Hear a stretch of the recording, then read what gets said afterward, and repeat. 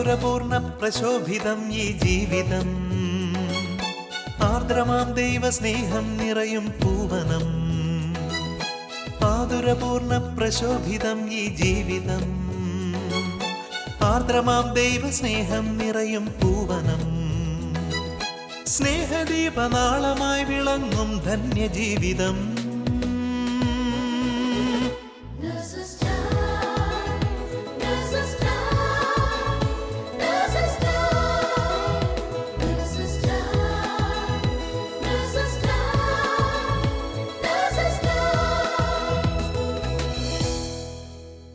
ഈശോ മിശിഹായ്ക്ക് സ്തുതിയായിരിക്കട്ടെ. ക്രിസ്തു സാക്ഷ്യമായി മാറുന്ന അനുഭവങ്ങൾ പങ്കുവെക്കുന്ന ഇന്നത്തെ നേഴ്സസ് ടൈമിലേക്ക് ഏവരെയും സ്നേഹത്തോടെ സ്വാഗതം ചെയ്യുന്നു. വിശുദ്ധ ജോൺ പോൾ രണ്ടാമൻ മാർപ്പാപ്പ ഇപ്രകാരം പറയുന്നു: ദൈവത്തിൻ്റെ സ്നേഹം ഒരിക്കലും ക്ഷീണിക്കുന്നില്ല, അവൻ നമ്മെ തേടുന്ന സ്നേഹമാണ്. ഇന്ന് ജയ്പൂർ നേഴ്സസ് മിനിസ്ട്രിയിൽ നിന്നുള്ള നേഴ്സുമാർ തങ്ങൾ രുചിച്ചറിഞ്ഞ ദൈവസ്നേഹത്തെ നമ്മോട് പങ്കുവെക്കുമ്പോൾ നമ്മുടെ ഹൃദയങ്ങളിൽ നിന്നും നിലയ്ക്കാത്ത ദൈവസ്തുതികൾ ഉയരട്ടെ. ഈശോ മിശിഹായ്ക്ക് സ്തുതിയായിരിക്കട്ടെ. എൻ്റെ പേര് ബിന്ദു ജോൺ. ഞാൻ ജയ്പൂരിൽ 26 വർഷമായി താമസിക്കുന്നു. ഭർത്താവും 2 കുട്ടികളും അടങ്ങുന്നതാണ് എൻ്റെ കുടുംബം. ഞാനിവിടെ ഒരു സ്കൂൾ നേഴ്സായി ജോലി ചെയ്യുന്നു. ഇന്ന് ജയ്പൂർ നേഴ്സസ് മിനിസ്ട്രിയിലെ റിട്ടയർഡായ 2 നേഴ്സുമാരെ നമുക്ക് പരിചയപ്പെടാം. എൻ്റെ പേര് ജെസ്സി. നാട്ടിൽ സെൻറ് തോമസ് ജാക്കോബൈറ്റ് ചർച്ച് ഇടവകാംഗമായിരുന്നു. ഇപ്പോൾ ഇവിടെ 32 വർഷമായിട്ട് ജയ്പൂരാണ്. ഞാനിപ്പോൾ കത്തോലിക്ക സഭയിൽ ചേർന്ന് ആ വിശ്വാസത്തിൽ തുടരുന്നു. ഹസ്ബൻഡ് 2 കുട്ടികളുമാണ്. മോളുടെ വിവാഹം കഴിഞ്ഞു. ഞാനിപ്പോൾ ഗവൺമെന്റ് ഹോസ്പിറ്റലിൽ നിന്ന് റിട്ടയർ ആയിട്ട് 2 വർഷമായി. ചേച്ചി ഒന്ന് പരിചയപ്പെടുത്താമോ? എൻ്റെ പേര് മറിയാമ്മ മത്തായി. ഞാൻ നാട്ടിൽ പത്തനംതിട്ട ഡിസ്ട്രിക്റ്റിൽ തടിയൂർ എന്ന് പറഞ്ഞ സ്ഥലത്താണ് താമസിച്ചിരുന്നത്. ഞാൻ യാക്കോബായ മാർഗ്നാത്യോസ് ഇടവക ചർച്ചിലെ ഒരംഗമായിരുന്നു. എന്നെ വിവാഹം കഴിപ്പിച്ചിരിക്കുന്നത് ഒരു കത്തോലിക്ക സഭയിലേക്കാണ്. അവിടെ അത് ശേഷം ഞങ്ങൾ ഇവിടെ 45 വർഷമായിട്ട് താമസിക്കുന്നു. എനിക്ക് 2 കുഞ്ഞുങ്ങൾ ആമക്കളാണ്. 2 പേരുടെയും വിവാഹം കഴിഞ്ഞു. ഞങ്ങൾ സന്തോഷമായി ഇവിടെ കഴിയുന്നു. ജസ് ചേച്ചി നമ്മുടെ നേഴ്സസ് മിനിസ്ട്രിയിൽ വചനമൊക്കെ പറഞ്ഞ് നല്ലപോലെ പ്രാർത്ഥിക്കാറുണ്ടല്ലോ. ചേച്ചിയുടെ ചെറുപ്പം മുതലുള്ള വിശ്വാസ ജീവിതം എങ്ങനെയായിരുന്നു പറയാമോ? ശരിക്കും ചെറുപ്പത്തിൽ തന്നെ വിശ്വാസത്തിൽ ആഴ്ന്നു വളർന്നായിരുന്നു. സന്ധ്യയ്ക്ക് പ്രാർത്ഥനയും ബൈബിൾ വായിക്കുകയും ഒക്കെ ചെയ്യുമായിരുന്നു. കൂടുതലായിട്ട് ഞങ്ങളുടെ അടുത്തുള്ള മാതാവിൻ്റെ മധ്യസ്ഥ പ്രാർത്ഥനയ്ക്ക് പങ്കുചേരുകയും 8 നോയമ്പൊക്കെ എടുക്കുകയൊക്കെ ചെയ്യുമായിരുന്നു. അങ്ങനെ വിശ്വാസത്തിൽ തന്നെയായിരുന്നു ചെറുപ്പകാലങ്ങളിലേ വളർന്നത്. മറിയം ചേച്ചി ഇതുപോലെ തന്നെ പ്രാർത്ഥനാ ഗ്രൂപ്പിലൊക്കെ നല്ലപോലെ പ്രാർത്ഥിക്കുന്നതായിട്ട് എനിക്കറിയാം. ചേച്ചിയുടെ ചെറുപ്പത്തിലുള്ള വിശ്വാസ ജീവിതം എങ്ങനെയായിരുന്നു? എൻ്റെ ചെറുപ്പത്തിലെ വിശ്വാസ ജീവിതവും ഇത് തന്നെയായിരുന്നു. ഞങ്ങളെന്നും അമ്മച്ചി ഞങ്ങൾ 8 മക്കളായിരുന്നു. 8 മക്കളിൽ ഞങ്ങൾ ഇപ്പോൾ അച്ചാച്ചനും അമ്മച്ചിയും പിന്നെ അച്ചാച്ചനും ഒരു ചേച്ചിയും മരിച്ചുപോയി. ഞങ്ങൾ ഇത്രയും പേരെ അമ്മച്ചി എന്നും എല്ലാ ഞായറാഴ്ച ദിവസവും പള്ളിയിൽ കൊണ്ടുപോവുകയും അതുപോലെ സൺഡേ സ്കൂളിൽ ഇരുത്തുകയും ചെയ്യുമായിരുന്നു. അതുപോലെ അമ്മച്ചി ഞങ്ങൾക്ക് ഇതുകൂടെ പറഞ്ഞു തരുമായിരുന്നു: മോളെ, ദിവ്യബലി അർപ്പിക്കുമ്പോൾ നമ്മളെ നാവിൽ ഉൾക്കൊള്ളുന്ന നമ്മുടെ ഈശോയെ ആണ് നമ്മൾ സ്വീകരിക്കുന്നത്. അത് നീ വെറും അപ്പമായിട്ട് കണക്കിലെടുക്കരുത്, അത് നമ്മുടെ ഈശോ ആണ്. അപ്പം നീ ആ കുരിശിലേക്കുള്ള ആ രൂപം വേണം മനസ്സിൽ കൊണ്ടുകൊണ്ട് വേണം നീ അത് സ്വീകരിക്കാൻ. അപ്പോൾ ചേച്ചിക്ക് ചെറുപ്പത്തിലെ നല്ലൊരു അടിസ്ഥാനമൊക്കെ കിട്ടിയിട്ടുണ്ടല്ലേ? തീർച്ചയായിട്ടും. ഇന്നും അത് എനിക്കും ഉണ്ട്. എൻ്റെ കുഞ്ഞുങ്ങൾക്ക് ഞാൻ പറഞ്ഞു കൊടുത്തു, കൊച്ചുമക്കൾക്ക് ഞാൻ അതിപ്പോൾ പറഞ്ഞു കൊടുത്തുകൊണ്ടിരിക്കുന്നു. എൻ്റെ വീട്ടിൽ ഒരു വലിയൊരു അത്ഭുതം നടക്കാനിടയായി. ഈശോ ഞങ്ങൾ വിശ്വാസത്തിൽ ജീവിക്കുന്നവരാന്ന് പറഞ്ഞാൽ ഞങ്ങൾക്ക് ഒത്തിരി ഒരു പരീക്ഷണം ഉണ്ടായി. അത് എൻ്റെ ആങ്ങളയ്ക്ക് കോളറ വന്ന് സീരിയസ് ആകുന്ന സമയത്ത് ജീവനൊന്നും ഇല്ലായിരുന്നു ശരീരത്ത്. എല്ലാവരും കൂടെ പറഞ്ഞു ഇനിയും ഹോസ്പിറ്റലിൽ കൊണ്ടുപോകാൻ പ്ലാൻ ഇട്ടപ്പം എല്ലാവരും വിലക്കി, ഇനിയും കൊണ്ടുപോയിട്ട് കാര്യമില്ല, ശരീരത്തിൽ ജീവനും BP പൾസും ഒന്നും ഇല്ലായിരുന്നു. എന്നിട്ട് ഞങ്ങൾ കൊണ്ടുപോയി അവിടെ അടുത്തൊരു ഡോക്ടറിൻ്റെ അടുത്ത് ചെന്നപ്പോൾ ഒരു നാടൻ വൈദ്യനായിരുന്നു. അദ്ദേഹം ഒരു ക്രിസ്ത്യാനിയും ഒരു ദൈവവിശ്വാസിയും കൂടെ ആയിരുന്നു. അദ്ദേഹം നോക്കിയിട്ട് അദ്ദേഹവും പറയുന്നത് ഇതിന് BP പൾസും ഒന്നും കിട്ടുന്നില്ല, എന്നെ കൊണ്ട് രക്ഷപ്പെടുത്താൻ ബുദ്ധിമുട്ടാണ്. നാട്ടുവൈദ്യം പറഞ്ഞു ഞാൻ അകത്ത് പോയി ബൈബിള് വായിച്ചിട്ട് വരാം. അദ്ദേഹം ബൈബിള് വായിച്ചേച്ച് വന്നിട്ട് ശുശ്രൂഷിക്കാൻ തുടങ്ങി. ആ സമയം ഞങ്ങൾ വീട്ടിൽ മാതാവിൻ്റെ മുന്നിലിരുന്ന് കണ്ണുനീരോട് മുട്ടുമേ നിന്നെല്ലാവരും കണ്ണുനീരോട് പ്രാർത്ഥിച്ചപ്പം പരിശുദ്ധമ്മ ഈശോയുടെ അടുത്ത് അത് അപേക്ഷിക്കുകയും പരിശുദ്ധ മധ്യസ്ഥയിൽ നിന്നും അപേക്ഷിച്ച് ഞങ്ങൾക്ക് പിറ്റേ ദിവസം ഞങ്ങളുടെ സഹോദരനെ അതുപോലെ ഞങ്ങൾക്ക് നടന്നു വരുന്ന രംഗമാണ് ഞങ്ങൾ കണ്ടത്. ഈശോയ്ക്ക് എത്ര നന്ദി പറഞ്ഞാലും മതി വരുകയില്ല. ചേച്ചിക്ക് നേഴ്സിംഗ് പ്രൊഫഷൻ ഇഷ്ടമായിട്ടാണോ തിരഞ്ഞെടുത്തത്? എനിക്ക് എൻ്റെ നേഴ്സിംഗ് പ്രൊഫഷനിലേക്ക് വന്നതിന് വേണ്ടി എനിക്ക് ഒത്തിരി ദൈവത്തോട് ആ കാരുണ്യത്തിന് വേണ്ടി നന്ദി പറയാനുണ്ട്. ഞാൻ ലാബ് ടെക്നീഷ്യൻ കോഴ്സായിരുന്നു ബിന്ദു പഠിച്ചത്. അതിനുശേഷം നാട്ടിൽ ജോലി 2-3 വർഷങ്ങളൊക്കെ ചെയ്തതിന് ശേഷം ഡൽഹിയിൽ വരുവാൻ എനിക്ക് ഒരു കൃപ ഉണ്ടായി. അതിനുശേഷം എൻ്റെ വിവാഹമൊക്കെ കഴിയുകയും പിന്നീട് എൻ്റെ ഹസ്ബൻഡിന് പോസ്റ്റിങ് ആസാം സൈഡിലോട്ട് വന്നപ്പോൾ അങ്ങനെ ഒരു പ്രത്യേക സാഹചര്യത്തിൽ ഹസ്ബൻഡിൻ്റെ ആൻറ്റി മുഖേനമാണ് ഞാൻ ഇവിടെ വരുന്നത്. ഇവിടെ വന്നപ്പോഴത്തേന് എനിക്ക് ഇവിടുത്തെ ഗവൺമെൻറ് ഹോസ്പിറ്റലിലേക്ക് നേഴ്സിങ്ങിന് കയറുവാൻ വേണ്ടി കർത്താവ് വളരെ അധികമായിട്ട് എനിക്ക് കൃപ തന്ന് എന്നെ സഹായിച്ചു. ചേച്ചി വിവാഹം കഴിഞ്ഞിട്ടായിരുന്നു നേഴ്സിംഗ് പ്രൊഫഷനിലേക്ക് വന്നത്? വിവാഹ ജീവിതവും മോളും ഉണ്ടായി കഴിഞ്ഞായിരുന്നു ബിന്ദു.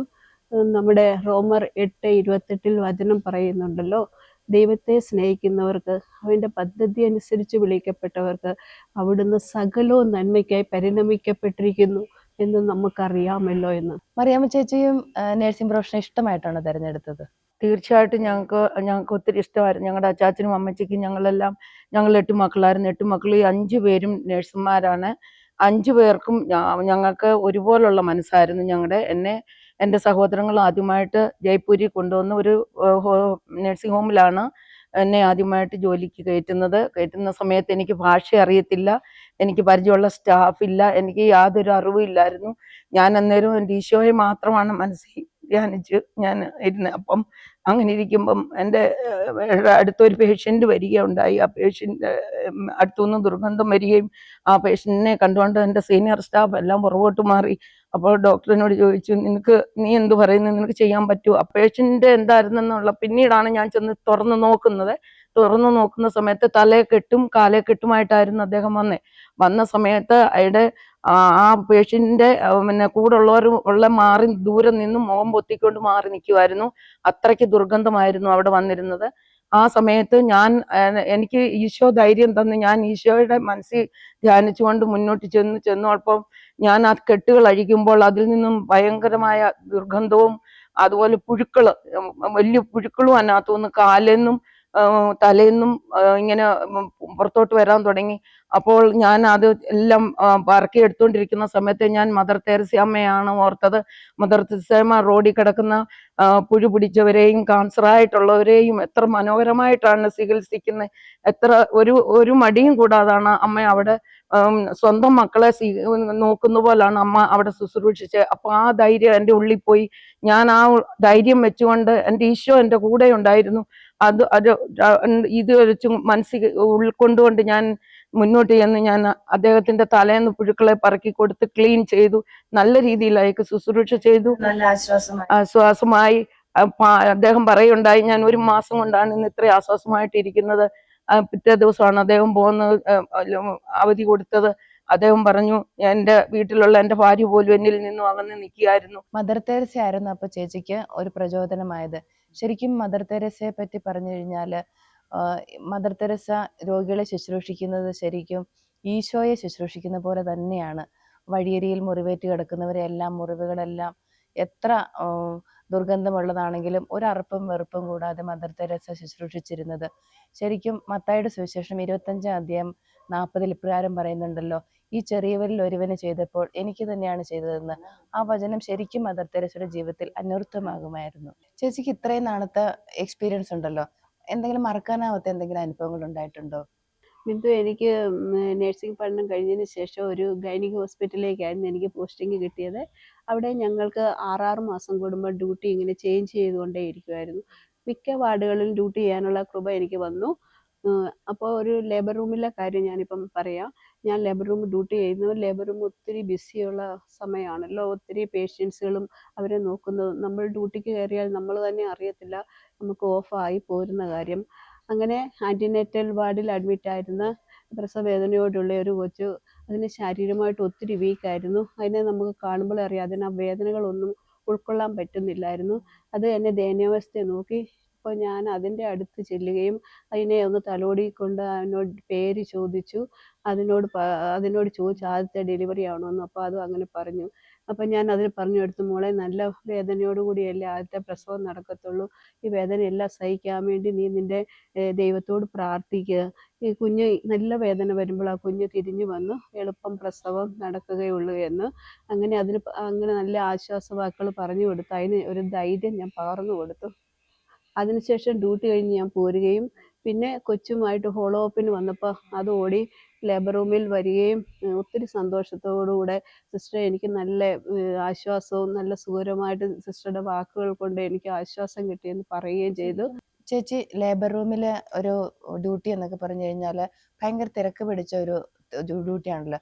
അതിനിടയിലും ആ ഒരു പേഷ്യന്റിനെ ശ്രദ്ധിക്കാനും ഒക്കെ ചേച്ചിക്ക് സാധിച്ചത് ശരിക്കും പരിശുദ്ധാത്മാവിന്റെ ഒരു കൃപയല്ലേ ചേച്ചി അതിനെ പ്രേരിപ്പിച്ചത്?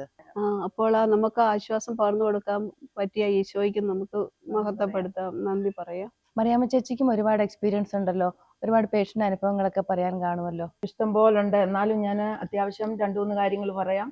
ഞാൻ നാട്ടിലാണ് പഠിച്ചത്. അവിടുന്ന് എൻ്റെ സഹോദരി എന്നെ ഇവിടെ ജയ്പൂരിൽ കൊണ്ടുവന്ന് ഒരു പ്രൈവറ്റ് ഹോസ്പിറ്റലിൽ കയറ്റി. അതൊരു നേഴ്സിംഗ് ഹോം ആയിരുന്നു. അവിടെ പല വിധത്തിലുള്ള പേഷ്യൻ്റ് വരാറുണ്ടായിരുന്നു. അപ്പോൾ എൻ്റെ ഡ്യൂട്ടിയിലാണെങ്കിൽ ഒരു പേഷ്യൻ്റ് ഇങ്ങനെ ഉണ്ടായിരുന്നു, അപ്പൻഡിസിസ് ഇത് ഉള്ളിൽ പൊട്ടിയിട്ട് സീരിയസ് ആയി എമർജൻസിയിൽ അകത്തോട്ട് എടുക്കാനുള്ള എല്ലാ സജ്ജീകരണങ്ങളും തയ്യാറാക്കിക്കൊണ്ടിരിക്കുമായിരുന്നു. ആ സമയം ആ കുഞ്ഞിൻ്റെ ദയനീയമായ നോട്ടം, ഞാനാണ് അവനെ ഒരുക്കി റെഡിയാക്കിയതൊക്കെ അവനെ തിയേറ്ററിലോട്ട് വിടാൻ വേണ്ടി. ആ സമയത്ത് അവൻ എൻ്റെ കയ്യിൽ ഇങ്ങനെ പിടിച്ചിട്ട് അവൻ ഇങ്ങനെ കണ്ണു ഇങ്ങനെ അടച്ചിട്ട് പ്രാർത്ഥിക്കാൻ എന്നവരും ഞാൻ അവനെ കൈ തൊട്ട് അവനെ തൊട്ട് പ്രാർത്ഥിച്ച് ഞാൻ അവനെ അകത്തോട്ട് വിടുകയും കുറച്ച് കഴിഞ്ഞപ്പോൾ അവൻ്റെ കൂടെ നിന്ന് അറ്റൻഡൻ്റ് ആയിട്ടുള്ള ഒരു ഡോക്ടർ ഇറങ്ങി വന്നിട്ട് പറഞ്ഞു, എങ്ങനെ ഉണ്ടെന്ന് ചോദിച്ചപ്പോൾ പറഞ്ഞു, ഇപ്പോൾ ഒന്നും പറയാൻ പറ്റത്തില്ല, അവൻ ഇതുപോലും മയക്കം തെളിഞ്ഞിട്ടില്ല, കുറച്ച് കഴിഞ്ഞിട്ടേ പറയാൻ പറ്റുമെന്നും തീർത്ത് പറയാൻ പറ്റത്തില്ല. അപ്പം എനിക്ക് വലിയ വിഷമം തോന്നി. ഭയങ്കര സങ്കടത്തോടു കൂടി ഞാൻ ഡ്യൂട്ടി റൂമിൽ പോയി ഞാൻ അവന് വേണ്ടി പ്രാർത്ഥിച്ചു. അതുപോലെ തന്നെ ആ സമയം തന്നെ അവനെ അകത്തോട്ട് കയറ്റുന്ന സമയത്ത് തന്നെ വേറൊരു പേഷ്യൻ്റ് ഇതുപോലും മരത്തേന്ന് വീണ് അത് കുറേ മുറിവുകളായിട്ടാണ് വന്നത്. ആ അവസരത്തിൽ തന്നെ വന്നത്. ആ സമയത്ത് അദ്ദേഹത്തെയും എനിക്ക് ഇവനെ ഒരുക്കി ശരിയാക്കി അകത്തോട്ട് കൊണ്ടുവന്ന സമയത്തേക്ക് ഈ പേഷ്യൻ്റ് വരികയാണ്. മരത്തേന്ന് വീണ് കുറേ ചോട്ടുകൾ ഉണ്ടായിട്ട് വന്നു. അപ്പോൾ അവന് മുറിവുകളായിട്ട് വന്നു. ആ മുറിവുകളെല്ലാം അവൻ്റെ ഞാനെല്ലാം ഒരുവിധമൊക്കെ തുടച്ച് ശരിയാക്കിക്കൊണ്ടിരിക്കുന്ന സമയത്ത് അവൻ്റെ ഭാര്യ കാണുന്നുണ്ടായിരുന്നു, ആ പേഷ്യൻ്റ് ഭാര്യ കാണുന്നുണ്ടായിരുന്നു ഞാൻ ഈ കുഞ്ഞിനെ പ്രാർത്ഥിച്ചു വിടുന്നു. അപ്പം അവർ വന്ന് പറഞ്ഞു, എൻ്റെ ഭർത്താവിനെ കൂടെ ഇങ്ങനെ പ്രാർത്ഥിച്ചു വിടണം എന്ന് പറഞ്ഞു. ഞാൻ പറഞ്ഞു തീർച്ചയായിട്ടും. ഞാൻ അവനെ കൈ തടവി അവനെ പ്രാർത്ഥിച്ച് അവനെ അകത്ത് കയറ്റിയിട്ട് ഞാൻ തിരിച്ചു വന്നു. വീണ്ടും വന്ന് ഞാൻ ഡ്യൂട്ടി റൂമിൽ വന്നിട്ട് ഞാൻ മുട്ടുമേൽ നിന്ന് അവർക്ക് വേണ്ടി പ്രാർത്ഥിക്കുകയും അതും പ്രകാരം ഈശോ ഞങ്ങളുടെ പ്രാർത്ഥന കേട്ടു. അവരുടെ വീട്ടുകാരോട് ഞാൻ പറഞ്ഞു, നിങ്ങളും പ്രാർത്ഥിക്കണം, നമ്മൾ ഒന്നിച്ച് പ്രാർത്ഥിച്ചാലേ ദൈവം കേൾക്കത്തുള്ളൂ, നീ പ്രാർത്ഥിക്കും. ഞാൻ എൻ്റെ പ്രാർത്ഥന ഞാൻ പ്രാർത്ഥിച്ചു കഴിഞ്ഞ് രണ്ടുപേർക്കും നല്ല നല്ല റിസൾട്ടോടു കൂടി അവർക്ക് ഒരാൾക്ക് 4 ദിവസം കഴിഞ്ഞപ്പം പോകാൻ വന്നു, ഒരാൾക്ക് 7 ദിവസം കഴിഞ്ഞപ്പം വീട്ടിൽ പോകാൻ വന്നു. എല്ലാം സന്തോഷത്തോടെ അവിടെ ഞങ്ങളുടെ 2 കൂട്ടരുടെ ഇടയ്ക്ക് ഈശോയുടെ ഒരു സാന്നിധ്യം അവിടെ കാണാനും അനുഭവിക്കാനും എനിക്ക് കഴിഞ്ഞു. എനിക്കും അതുപോലെ ബിന്ദു, ഞാൻ പോസ്റ്റ് ഓപ്പറേറ്റീവ് വാർഡിൽ ഡ്യൂട്ടി ചെയ്തുകൊണ്ടിരുന്ന സമയത്ത് ഒരു LSCS പേഷ്യൻ്റ് വന്ന് റിസീവ് ചെയ്ത് ഏകദേശം ഒരു 1 മണിക്കൂറാകത്തുള്ളൂ. ആ പേഷ്യൻ്റ് അങ്ങ് ബെഡിൽ നിന്ന് താഴെ വീഴുകയായിരുന്നു. ഞാൻ പെട്ടെന്ന് ഓടി പേടിച്ചു പോയി. ഞാൻ ഓർത്തു ഇന്റേണൽ സ്റ്റിച്ച് എന്തെങ്കിലും പൊട്ടി പോവുമോ അതെല്ലാം ഓർത്ത് പെട്ടെന്ന് നോക്കിയപ്പോഴത്തേന് പേഷ്യൻസിന് കുഴപ്പമില്ലായിരുന്നു. പിന്നെ ഡോക്ടറെ പെട്ടെന്ന് വിളിച്ച് ഡോക്ടറും വന്നെല്ലാം ചെക്കപ്പ് എല്ലാം ചെയ്തു. പിന്നെ കൂടെ അടുത്ത ബെഡിലെ അറ്റൻഡേഴ്സ് ഒക്കെ എനിക്ക് ഹെൽപ്പ് ചെയ്തു. പെട്ടെന്ന് പേഷ്യനെ കോരിയെടുത്ത് ഞങ്ങൾ കിടത്തി. അപ്പം നമ്മൾ ആ പ്രാർത്ഥിച്ച് ഡ്യൂട്ടിക്ക് കയറുന്നതിൻ്റെ അത് ഞാൻ ഓർക്കാതെ പേഷ്യന്റിന് ഒന്നും സംഭവിക്കാതെ. ശരിയാ ചേച്ചി, ചേച്ചിയെ പ്രാർത്ഥനയിലൂടെ ഡ്യൂട്ടി പ്രവേശിക്കുന്നതുകൊണ്ട് ശരിക്കും ഈശോ തന്നെയാണ് അവിടെ പ്രവർത്തിച്ചത്. അല്ലെങ്കിൽ ആ പോസ്റ്റ് ഓപ്പില് ആ പേഷ്യന്റ് താഴെ വീണ് കഴിഞ്ഞപ്പോൾ എന്ത് സംഭവിക്കാവുന്ന ഒരു അവസരത്തില് ആ പേഷ്യന്റ് ഒന്നും സംഭവിച്ചില്ല എന്ന് പറഞ്ഞാൽ ശരിക്കും അതൊരു ദൈവിക ഇടപെടൽ തന്നെയാണ്.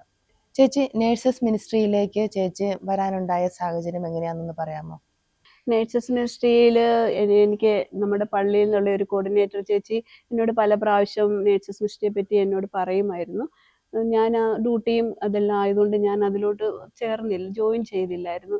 വീണ്ടും പിന്നെ എൻ്റെ റിട്ടയർമെൻറ്റിന് ശേഷം ചേച്ചി പിന്നെയും പള്ളിയിൽ കാണുമ്പോൾ എന്നോട് പറയും, ജെസ്സിക്ക് ഇനിയിപ്പോൾ സമയമുണ്ടല്ലോ, ഇതിൻ്റെ അകത്ത് കയറാമല്ലോ, ജോയിൻ ചെയ്യാമല്ലോ എന്ന് പറഞ്ഞു. അങ്ങനെയാണ് ഞാൻ അതിലോട്ട് കടന്നു വരുന്നത്. അത് കഴിഞ്ഞ് എനിക്ക് നേഴ്സസ് ടൈമൊക്കെ ശാലോമിയെ കണ്ട് എനിക്ക് ഒത്തിരിയും അത് ഇഷ്ടപ്പെടുകയും അവരുടെ സാക്ഷ്യങ്ങൾ കാണുകയും, അതായത് പുതിയ തലമുറയിലെ ഈ ഈ ഈ വീഡിയോയിൽ വഴി നേഴ്സസ് ടൈം ഒത്തിരി ഉപകാരമാകുമല്ലോ എന്ന് ഞാൻ വിചാരിക്കുകയും ചെയ്തു. കൂടുതൽ മധ്യസ്ഥ പ്രാർത്ഥനകൾ ചെയ്യുന്നതിനും പ്രാർത്ഥനയിൽ കൂടുതൽ ഇരിക്കുന്നതിനും ഒക്കെ ഇതുമൂലം എനിക്ക് സാധിച്ചു. ശരിക്കും നേഴ്സസ് മിനിസ്ട്രിയിലൂടെയാണല്ലേ ചേച്ചി മധ്യസ്ഥ പ്രാർത്ഥനയുടെ ആ പ്രാധാന്യമെല്ലാം മനസ്സിലാക്കിയത്? മറിയാം ചേച്ചി, നേഴ്സസ് മിനിസ്ട്രിയിലേക്ക് വരാനുണ്ടായ സാഹചര്യം ഒന്ന് പറയാമോ? തീർച്ചയായിട്ടും എനിക്കും അങ്ങനെ തന്നെയായിരുന്നു. ആദ്യം ഞാൻ വിലക്കി, എനിക്ക് 2 തവണ സമയത്തിന്റെ കുറവുണ്ട്. ഞാൻ 2-3 തവണ ഞങ്ങളുടെ പള്ളിയിലുള്ള ഒരു ചേച്ചി ഇതുപോലെ എന്നോടും പറഞ്ഞു, നീ ഇതിന് കൂടെ ഒറ്റ മാസം മുഴുവനും ചേച്ചി എൻ്റെ കൂടെ തന്നെ നിന്ന് ഇതിനകത്ത് ജോയിൻ ചെയ്യാൻ വേണ്ടി. ഞാൻ ചെയ്തില്ല. പിന്നീട് ഒരു ദിവസം ഞാൻ ഇവരുടെ ഗ്രൂപ്പെല്ലാം കൂടെ കുർബാന കഴിഞ്ഞ് പള്ളികളിൽ അവിടെ എല്ലാവരും കൂടി ഇരുന്ന് പ്രാർത്ഥിക്കുകയും ബൈബിൾ വായിക്കുകയും ഒക്കെ ചെയ്ത് കഴിഞ്ഞപ്പം എൻ്റെ ഹൃദയത്തിൽ നിന്ന് എനിക്ക് തന്നെ ഇവരുടെ അടുത്തോട്ട് ചെല്ലണമെന്നുള്ള ഒരു വലിയ ആകർഷണം തോന്നി. അപ്പോൾ ഞാൻ അത് തന്നെത്താൻ, ആ സമയത്ത് തന്നെ ആരും ക്ഷണിക്കുന്നില്ല, ഞാൻ തന്നെത്താൻ ഈ ഗ്രൂപ്പിലോട്ട് ചെന്ന് കയറുകയും എനിക്ക് നല്ല അനുഗ്രഹമായിട്ട് ആ പ്രാർത്ഥനയും ആ വായനകളും എല്ലാം വചനങ്ങളും എല്ലാം എനിക്ക് ഒത്തിരി അനുഗ്രഹമായി മാറുകയും ചെയ്തു. അതുപോലെ തന്നെ മറ്റുള്ളവർക്ക് പ്രാർത്ഥിക്കാൻ അതിലും വലിയ അനുഗ്രഹമായിട്ട് മാറി. എനിക്ക് എൻ്റെ ഇളയ മോൻ ഒരു കുഞ്ഞിനെ വേണമായിരുന്നു, അത് ലേറ്റ് ആയി പോകുമായിരുന്നു. അപ്പോൾ ഞങ്ങൾക്ക് ഒത്തിരി വിഷമമായി പോയി. അവരും നല്ല വിശ്വാസത്തോടു കൂടി അവരും നല്ല രീതിയിൽ തന്നെ പ്രാർത്ഥിച്ചു, ഞങ്ങളും പ്രാർത്ഥിച്ചു. ഈ പ്രയറിനകത്ത് കയറിയതിന് ശേഷം എനിക്ക് ഒത്തിരി അനുഭവം അങ്ങനെ ഉണ്ടായി. ഈശോ ഞങ്ങൾക്കൊരു കുഞ്ഞിനെ തരികയും ചെയ്തു. അങ്ങനെ ഞങ്ങൾ മറ്റുള്ളവർക്ക് ഇന്നും ഞങ്ങൾ പ്രാർത്ഥിക്കുന്നുണ്ട്. ഇന്നും ഞാൻ അതിനകത്ത് ജോയിൻ തന്നെ ചെയ്തു പ്രാർത്ഥിക്കുന്നുണ്ട്. സങ്കീർത്തനം 40:1, ഞാൻ ക്ഷമാപൂർവം കർത്താവിനെ കാത്തിരുന്നു, അവിടുന്ന് ചെവി ചായ്ച്ച് എൻ്റെ നിലവിളി കേട്ടു. ചേച്ചിയുടെ വ്യക്തിപരമായ ജീവിതത്തിൽ ചേച്ചി ഒരുപാട് വേദന അനുഭവിച്ചിട്ടുണ്ടല്ലോ. ചേച്ചി എങ്ങനെയാണ് ഈ വേദനകളെല്ലാം തരണം ചെയ്തതെന്ന് പറയാമോ? എനിക്ക് ശരിക്കും ഈ വേദനകളൊക്കെ വന്നതുകൊണ്ട് എനിക്ക് എൻ്റെ വിശ്വാസത്തിൽ ആഴപ്പെടുന്നതിനും കൂടുതൽ സമയങ്ങൾ ബൈബിൾ വായിച്ച് പ്രാർത്ഥിക്കുന്നതിനും ഒത്തിരി റിട്രീറ്റുകളിൽ പോയി അറ്റൻഡ് ചെയ്യുന്നതിനൊക്കെ ഒരു വലിയ കൃപ എനിക്ക് ഉണ്ടായി. ഈ ഹസ്ബൻഡിന് 3 പ്രാവശ്യമായിട്ടും ആക്സിഡൻ്റ് ഉണ്ടായി. ആദ്യത്തെ ആക്സിഡൻറ്റിൽ ഷോൾഡർ ഫ്രാക്ചറും റിബ് ഫ്രാക്ചറും കൂടി അത്ഭുതകരമായി കർത്താവ് രക്ഷപ്പെടുത്തി. റെസ്റ്റ് മാത്രമേ വേണ്ടി വന്നുള്ളൂ. ഞങ്ങൾ നാട്ടിൽ പോയപ്പോൾ രണ്ടാമത് വീണ്ടും ഒരു ആക്സിഡൻ്റ് ഉണ്ടാകുമായിരുന്നു. ആ സമയത്ത് ഹസ്ബൻഡിൻ്റെ താടിയെല്ലുകൾ 2-3 ഒടിയുകയും ചെവിക്ക് പരിക്ക് പറ്റുകയും മുകളിൽ വശത്തെ ചുണ്ടിൻ്റെ കുറച്ച് ഭാഗങ്ങൾ അടർന്നു പോയി. അവിടെ കൂടിയിരുന്ന വന്നവരിൽ ഒരാൾ പെട്ടെന്ന് തന്നെ ഞങ്ങളെ അടുത്തുള്ള ഹോസ്പിറ്റലിൽ അഡ്മിറ്റാക്കി. അങ്ങനെ പെട്ടെന്ന് തന്നെ അവിടുത്തെ അവിടെ വന്ന് ഡോക്ടറെ കണ്ടതിന് ശേഷം ഓപ്പറേഷനൊക്കെ എത്രയും പെട്ടെന്ന് നടത്തുകയും കർത്താവിൻ്റെ ഇടപെടൽ മൂലം അതിൽ നിന്നും എൻ്റെ ഹസ്ബൻഡിൻ്റെ ജീവന് തിരിച്ച് ലഭിച്ചു. വീണ്ടും 3ാമതും ഒരു ആക്സിഡൻ്റ് ഉണ്ടാകുന്നു. ആ ആക്സിഡൻ്റ് കഴിഞ്ഞ സമയത്തൊക്കെ എൻ്റെ മോളുടെ വിവാഹങ്ങളൊക്കെ നിശ്ചയിച്ച് വെച്ചിരിക്കുന്ന സമയങ്ങളായിരുന്നു. ആ ആക്സിഡൻറ്റ് ഇച്ചിരി സീരിയസ് ആയിട്ട് ഹസ്ബൻഡ് തലയ്ക്കായിരുന്നു നല്ലതായിട്ട് പരിക്ക് പറ്റിയത്. ഞാൻ അറിഞ്ഞ് ഓടി ഹോസ്പിറ്റലിലേക്ക് ചെല്ലുമ്പോഴത്തേന് എമർജൻസി വാർഡിൽ ശരിക്കും സീരിയസ് കണ്ടീഷനിൽ ഓക്സിജനും അതൊക്കെ ആയിട്ടായിരുന്നു. അപ്പോൾ എനിക്ക് ഫോൺ വിളിച്ച് എൻ്റെ പ്രയർ ഗ്രൂപ്പുകാരെ എല്ലാവരെയും ഞാൻ അറിയിച്ചു. അവരും എല്ലാം വന്ന് എനിക്ക് നല്ല സപ്പോർട്ട് തരികയും അവരുടെ പ്രാർത്ഥനയുടെ ഫലം കൊണ്ടൊക്കെ ആയിട്ടും എൻ്റെ ഹസ്ബൻഡിൻ്റെ ജീവനെ അവിടെ നിന്നും എനിക്ക് ആ 3ാമത്തെ ആക്സിഡൻറ്റിൽ നിന്ന് തിരിച്ചു കിട്ടി. ബിന്ദു. അതെ ജെസ്സി, എനിക്കും അത് തന്നെ. ഞാൻ ആ സമയത്ത് അവിടെ ഉണ്ടായിരുന്നു. ആക്സിഡന്റ് ഒത്തിരി സീരിയസ് ആയിരുന്നു അദ്ദേഹം. പക്ഷേങ്കിൽ ഞങ്ങളുടെ പ്രാർത്ഥന ഫലിക്കുമെന്നുള്ളത് ഞങ്ങൾക്കും വിശ്വാസം ഉണ്ടായിരുന്നു. ആ പ്രാർത്ഥനയോട് കൂടി അദ്ദേഹത്തിന് സൗഖ്യം വന്നെന്നുള്ളത് ഈശോ ഒത്തിരി നല്ല രീതിയിൽ തന്നെ അവിടെ പ്രവർത്തിച്ചെന്നുള്ളത് അറിയാൻ കഴിഞ്ഞു. പിന്നെ എനിക്ക് മോളുടെ വിവാഹ ഡേറ്റ് ഫിക്സ് ചെയ്തപ്പോഴത്തേന് ഹസ്ബൻഡിന് ചെയ്യാൻ മേലാത്ത അവസ്ഥയായിരുന്നു ഒന്നും. അപ്പോൾ എനിക്ക് ആ ഉത്തരവാദിത്തമെല്ലാം ഏറ്റെടുക്കേണ്ടി വന്നു. ഞാൻ അപ്പോഴത്തേനും അമ്മ മാതാവിനോടും കർത്താവിനോടും എല്ലാം പ്രാർത്ഥിച്ചുകൊണ്ടിരുന്നു. അങ്ങനെ ഞാൻ ഓരോ ജപമാലയിലും ഒരു രഹസ്യത്തോടൊപ്പം കാനായിലെ കല്യാണ വിരുന്നിലെ അമ്മ മാതാവും കർത്താവുമായിട്ടുള്ള അതെല്ലാം വെച്ച് പ്രാർത്ഥിച്ചു കൊണ്ടിരിക്കുകയും നമ്മുടെ ഈ വചനം ഫിലിപ്പിയർ 4:13 വചനം പറയുന്നു, എന്നെ ശക്തനാക്കുന്നതിലൂടെ എല്ലാം ചെയ്യുവാൻ എനിക്ക് സാധിക്കും. ഞാൻ ഈ വചനം എൻ്റെ മനസ്സിൽ എപ്പോഴും ഉരുവിട്ടുകൊണ്ടേയിരുന്നു. അങ്ങനെ എൻ്റെ മോളുടെ വിവാഹത്തിന് ഞാൻ പ്രാർത്ഥിച്ചതുപോലെ തന്നെ കർത്താവും മാതാവും വന്ന് എല്ലാം ഭംഗിയായി നടക്കുവാൻ എനിക്ക് കൃപ ചെയ്തു. വീണ്ടും വിവാഹത്തിന് ശേഷം പള്ളിയിൽ നിന്ന് ഇറങ്ങിയപ്പോഴത്തേന് ഓപ്പൺ ഗ്രൗണ്ടിലായിരുന്നു. ചേച്ചി, ആ സംഭവം ശരിക്കും ഞങ്ങളും ആ കല്യാണം അറ്റൻഡ് ചെയ്തായിരുന്നു. ഓപ്പൺ ഗ്രൗണ്ടിലായിരുന്നു അന്ന് ആ കല്യാണം നടന്നത്. ശരിക്കും ഈശോയുടെ ഇടപെടൽ അന്നേരം അവിടെ ഉണ്ടായി. റിസപ്ഷൻ അറേഞ്ച് ചെയ്തിരുന്നത്. ഞാൻ നോക്കുമ്പോഴത്തേനും അതിഭയങ്കരമായ കാർമേഘം ഇരുണ്ട് മഴ ചെറിയ രീതിയിൽ മഴ തൂടുകയും ചെയ്തിരുന്നു. ഞാൻ അപ്പോൾ അമ്മേ മാതാവേ, നിന്റെ മധ്യസ്ഥയെ ഞാൻ പ്രാർത്ഥിച്ചിട്ടുണ്ടല്ലോ, ഒന്ന് ഞാൻ വീണ്ടും ഒന്നുകൂടെ അത് ഏറ്റു പറയുകയും എനിക്ക് അറിയത്തില്ല ബിന്ദു, ആ കാർമേഘങ്ങൾ എങ്ങോട്ട് മാറിപ്പോയെന്ന്. അത്ര അത്ഭുതം കർത്താവും മാതാവും എനിക്ക് ഒരുക്കി തന്ന വിവാഹം ഭംഗിയായി നടക്കുവാൻ സാധിച്ചു. ജസ് ചേച്ചിയുടെ അനുഭവങ്ങളിലൂടെ കടന്നു പോകുമ്പോൾ എനിക്ക് ഈ വചനമാണ് ഓർമ്മ വരുന്നത്. 1 പത്രോസ് 4-ാം അധ്യായം 12-13 വചനം ഇപ്രകാരം പറയുന്നുണ്ടല്ലോ: നിങ്ങളെ പരിശോധിക്കാനായി അഗ്നിപരീക്ഷകൾ ഉണ്ടാകുമ്പോൾ അപ്രതീക്ഷിതമായത് എന്തോ സംഭവിച്ചാൽ എന്ന പോലെ പരിഭ്രമിക്കരുത്. ക്രിസ്തുവിന്റെ പീഡകളിൽ നിങ്ങൾ പങ്കുകാരാകുന്നതിൽ ആഹ്ലാദിക്കുവിൻ. അവന്റെ മഹത്വം വെളിപ്പെടുമ്പോൾ നിങ്ങൾ അത്യധികം ആഹ്ലാദിക്കും. ഇപ്പോൾ ഹസ്ബൻഡ് വീട്ടിൽ ഇരിക്കുന്ന ഈ സമയങ്ങളിൽ ബൈബിളുകൾ വായിച്ച് ബൈബിളുകൾ തീരാറായി, വെളിപ്പാട് പുസ്തകത്തിൽ വരെയായി. രാവിലെ 5 മണിയോടുകൂടി എഴുന്നേൽക്കുകയും ശാലേം TV-യിൽ 5 മണിയുടെ ജപമാല തൊട്ട് ദിവ്യബലിയുടെ അർപ്പണം വരെ ഇരുന്ന് കാണുകയും വീണ്ടും 6 മണി തൊട്ട് ശാലേം TV-യിൽ എല്ലാ വചനങ്ങളും എല്ലാ ആത്മീയന്മാരുടെ പ്രസംഗങ്ങളും എല്ലാം കേൾക്കാൻ കർത്താവ് കൃപയൊരുക്കി. ബിന്ദു, മറിയാമ്മ ചേച്ചിയുടെയും ജസ് ചേച്ചിയുടെയും ജീവിതത്തിലെ ഓരോ കാലഘട്ടങ്ങളിലും ഉണ്ടായ ദൈവിക ഇടപെടലുകൾ നമ്മളെ കേൾക്കുന്ന പ്രേക്ഷകർക്കും ഒരു പ്രചോദനമാവട്ടെ എന്ന് പ്രാർത്ഥിക്കുന്നു. ആമേൻ. ദൈവസ്നേഹം ആവോളം അനുഭവിച്ചറിഞ്ഞ വിശുദ്ധ ഫ്രാൻസിസ് അസിസി തനിക്ക് ചുറ്റുമുള്ളതിനെയെല്ലാം തൻ്റെ സഹോദരനും സഹോദരിയുമായി സ്നേഹിച്ച അഭിഷേകം നമ്മിലും ഈ സമയം നിറയട്ടെ. അപ്പോൾ കാണപ്പെടുന്ന സഹോദരനെ രോഗി ശുശ്രൂഷ ചെയ്യുമ്പോൾ നമ്മിലും ഈ സ്നേഹം നിറഞ്ഞൊഴുകും. അതിനുള്ള കൃപയ്ക്കായി ലോകമെമ്പാടുമുള്ള എല്ലാ നേഴ്സുമാരെയും അവരുടെ കുടുംബാംഗങ്ങളെ പരിശുദ്ധ അമ്മയുടെ വിമല ഹൃദയം വഴി ഈശോയ്ക്ക് സമർപ്പിച്ചുകൊണ്ട് നമുക്ക് പ്രാർത്ഥിക്കാം. ഓരോ നേഴ്സും ഒരു വിശുദ്ധനായും ഒരു വിശുദ്ധിയായും തീരട്ടെ. ആമേൻ.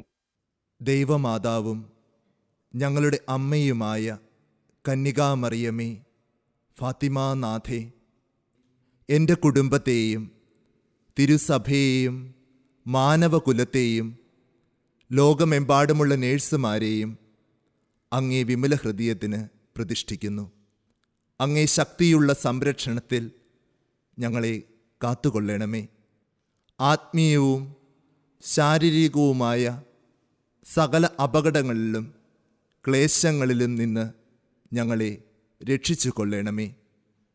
എല്ലാറ്റിലും ദൈവേഷ്ടം കണ്ടെത്തി നിറവേറ്റുവാനും യേശുവിൻ്റെ തിരുഹൃദയത്തിന് പ്രീതികരമായ വിധത്തിൽ ജീവിച്ച് സ്വർഗഭാഗ്യത്തിൽ എത്തിച്ചേരുവാനും കാരുണ്യനാഥേ, ഞങ്ങളുടെ സ്നേഹമുള്ള അമ്മേ, ഞങ്ങളെ സഹായിക്കണമേ. ആമേൻ.